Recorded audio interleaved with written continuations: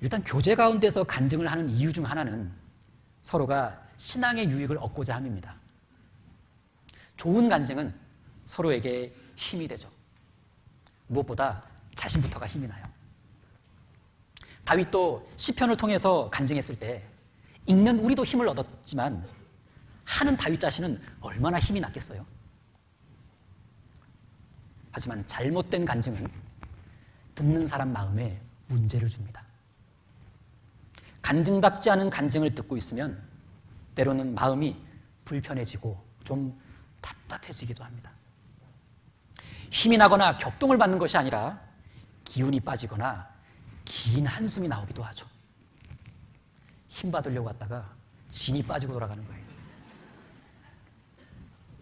내가 이거 힘들고 애써서 온 모임인데 그런 간증을 듣고 있다 보면 이 모임에 대한 회의감도 올라오고 본의 아니게 판단도 돼요. 심할 땐 다음 모임 와야 되나? 오지 말까? 이런 마음까지 갈 수도 있다고는 하네요.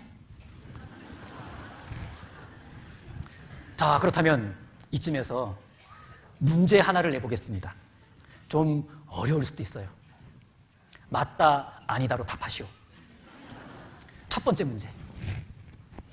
구역 모임, 조 모임에서 자기 신세 타령이나 넋두리를 한참 늘어지게 이야기하는 것은 간증다운 간증일까요? 간증다운 간증이 아닐까요? 쉽게 대답 못 하시겠죠? 네, 물론 너무 힘들고 그러면은 위로받고 싶어서 모임 때 내놓을 수 있습니다. 내놓을 수는 있어도 간증으로 인정해 주기는 좀 어렵죠. 방패되어 주신 하나님을 경험한 이야기를 하기에도 부족할 시간인데 그 귀한 시간에 자기 하소연을 하고 있다면 좀 아쉬운 부분이 있는 거예요. 더군다나 그리스도인만이 거룩한 주님의 교제에 참여할 수 있는 그 어떤 자격증이 있습니다.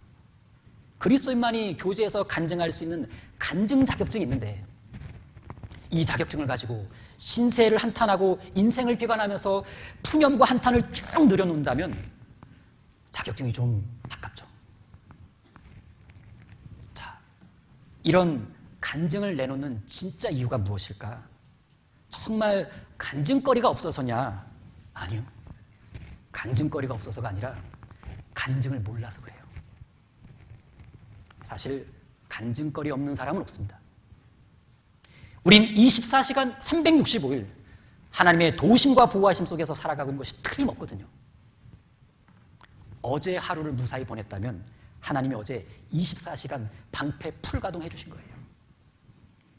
오늘 아침 신호등 몇 개를 통과해서 이곳에 무사히 오셨다면 하나님이 나를 얼마든지 해칠 수 있는 교통신호 위반 차량을 막아주시고 음주운전 차량이나 졸음운전 차량도 막아주셨기 때문에 그렇습니다.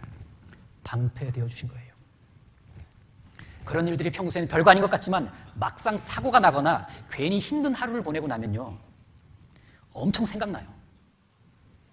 야, 하나님 생각이 많이 납니다. 하나님이 늘 나의 방패가 되어 주셔야 한다는 것을 절감하게 됩니다. 아이들 학교 보낼 때는 어떻고요? 돌아오리라는 보장이 없어요. 하나님이 방패가 되어 주시지 않으면 어제와 같은 저녁을 맞이할 수가 없습니다. 그래서 우리가 모임 때요 화려한 전도 간증이나 돋보이는 생활 간증이 없다고 해서 간증거리가 없는 것은 아닙니다. 잘 생각해 보면 이렇게 숨을 쉬고 있는 것도 은혜, 방패. 이렇게 모임에 앉아 있는 것도 은혜, 방패. 하루하루 큰 환난 없이 살아가고 있는 것은 더욱 큰 은혜, 큰 방패. 아침에 걸어서 집을 나갔다가 저녁에 걸어서 집을 돌아오는 것, 여러분 더 기가 막힌 은혜요, 기가 막힌 방패입니다. 이런 은혜들은 하나님이 나의 완전한 방패가 되어주셔서 영육간의 안전과 평강을 지켜주셨기 때문에 그렇습니다. 이런 일상의 은혜가 간증거리가 아니면 뭐겠습니까? 우리가 하나님이 나에게 해주신 것보다 안 해주신 것에만 집중하니까 간증거리가 안 떠올라요. 뭘 해주셨지? 누구든 하나님의 은혜와 하나님이 해주신 일에 대해서 잘 생각하고 감사거리를 생각하다 보면, 그런 것들을 수시로 생각하다 보면 그에겐 간증거리가 수두룩할 수밖에 없어요. 왜? 내 주변엔 온통 하나님의 방패투성이잖아요. 자, 이제 두 번째 문제. 모임에 가셨을 때 간증 부탁을 받잖아요. 간증 부탁을 거절하는 경우도 있습니다. 간증 부탁을 거절하는 것은 아름다운 겸손일까요? 아름답지 않은 겸손일까요? 문제가 헷갈리죠?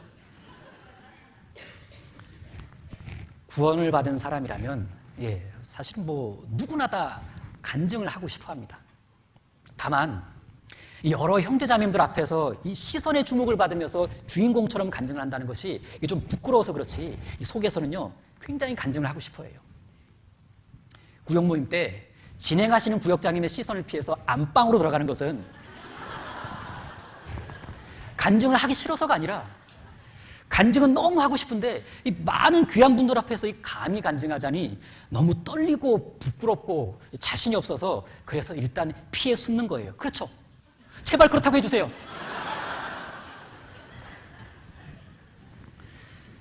여러분, 그리스도인은 간증에 대해서는 자신 있어 해야 돼요. 이건 교만이 아닙니다. 담대함이 있어야 된다는 얘기예요.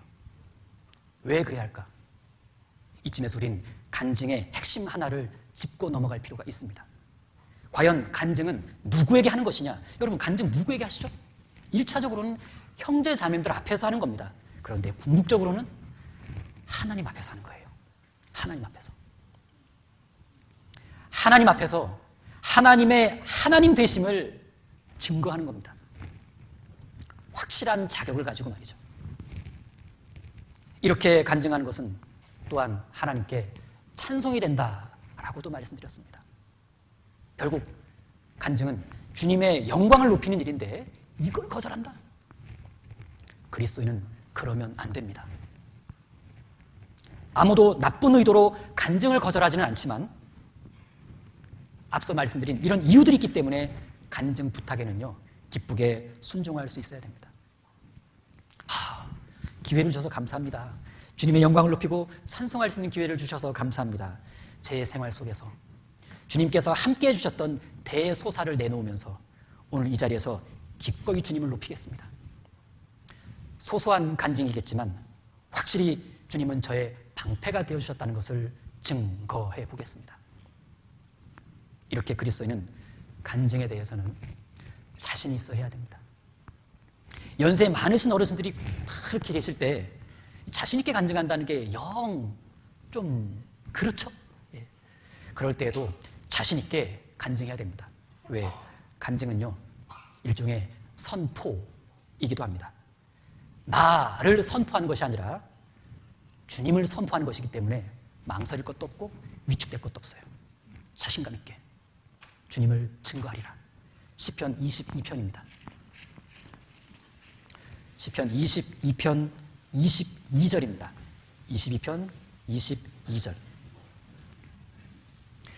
22편 22절 같이 읽으시겠습니다.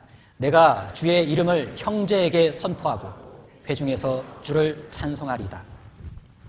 내가 주의 이름을 형제에게 선포하고, 내가 주의 이름을 형제들에게 선포했다? 간증했다라는 얘기입니다. 선포했다? 자신 있겠다는 뜻입니다.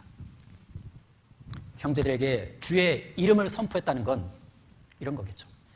죄에서 구원할 자라는 예수님의 이름을 선포했다는 겁니다. 구원, 간증을 선포한 거예요.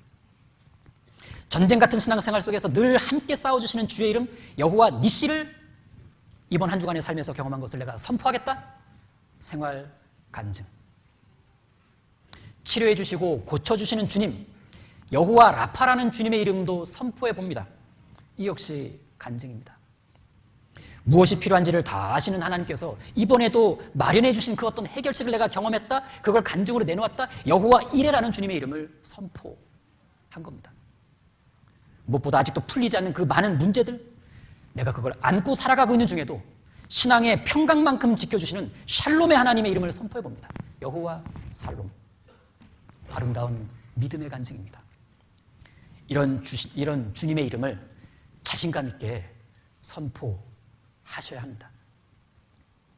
그건 우리가 교제에서 해야 할 마땅한 일이면서 어쩌면 교제의 의미를 더 분명하게 해주는 아주 중요한 일이기도 하죠. 그래서 혹시 간증 부탁받을 때 저는 오늘 간증할 건 없고요. 기도 부탁이나 할게요. 이렇게 말하는 건 좀 안 했으면 좋겠습니다. 간증하고 싶은 마음이 없을 수는 있어도 간증할 것이 없을 수는 없어요. 만일 간증할 것이 없다고 하면서 간증 부탁을 거절한다면 그건 사실 심하게 말하면 하나님을 모독하는 일이에요. 은혜 위에 은혜로 살아가는 우리에게 간증거리가 없다는 게 말이 됩니까? 졸지도 않으시는 하나님, 나를 항상 방패로 호위하시는 그 주님을 아주 슬프게 해드리는 일이 되겠죠.